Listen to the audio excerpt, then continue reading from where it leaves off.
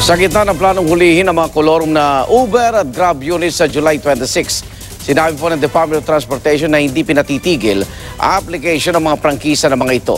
Taliwas yan sa sinabi ng LTFRB. Saksi si Dano Tingkungko. Sabi ng Uber na nagbayad na ng 5 milyong pisong multa, gusto naman ng mga partner nilang maging legal. Pero hindi raw inaksyonan ng mga application nila sa prangkisa. Sabi ng LTFRB, hindi raw nila kasalanan. We are apologetic about the public. Purely, the mess started with the TNCs on the way they process it. Ang issue kasi dyan, the demand. Sinasabi na there is demand. So, dahil may demand, papatakbo ka kahit kolorum. Ganun ba dapat? Tama ba yun? What they have not been telling the TNs, their supposedly partners, peer partners, is that kukuha pa sila ng prangkisa dito. Yan ang hindi nila sinasabi.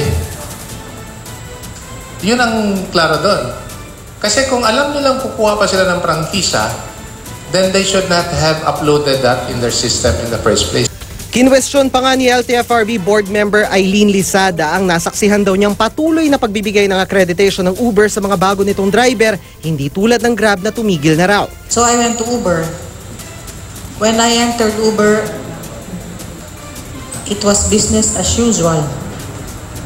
I went around, I interviewed drivers, I interviewed partners. Ang problema, mismong si Transportation Secretary Artugade ang humikayat ngayon sa mga namamasada ng Uber at Grab na mag-apply ng prangkisa. Hindi naman namin itinitigil yan eh. And ang sinasabi lang namin, pakisunod na lang yung proseso. They should make effort to apply. Nasa ilalim ng Department of Transportation ng LTFRB na patuloy na iginigiit na may moratorium pa.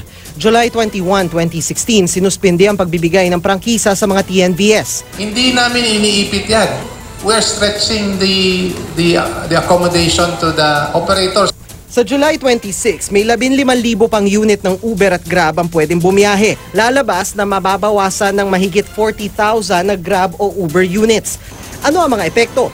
Posibleng mawala sa mga kalsada mga TNVS pero pwede rin hindi kung ginagamit pa rin sila ng mga may-ari. Kung kulang ang mga Uber o Grab unit, nakadisenyo ang kanilang app na maningil ng mas malaki sa mga rider. Yung mga dati ng commuter, pwedeng bumalik sa taxi, MRT, bus at jeep. Kung siksika na ngayon, pwede pang lumalayan. Yung mga hindi sanay sa commute at nagdadala ng sasakyan ng wala pang Uber, posibleng maglabas ulit ng sasakyan na dadagdag sa traffic volume. Isa pang epekto, ang kawalan ng kabuhayan ng mga nangutang pa naman para sa sasakyang ibibiyahe sa Uber at Grab. Pay their amortization, give them an amount that is respectable and decent for them to have a living. Sinisika pa namin kunan ng pahayag ang Grab. Bagaman dati na nitong sinabi na hindi nila pababayaan ng kanilang partner drivers. Ako si Dano Tingkungko, ang inyong saksi.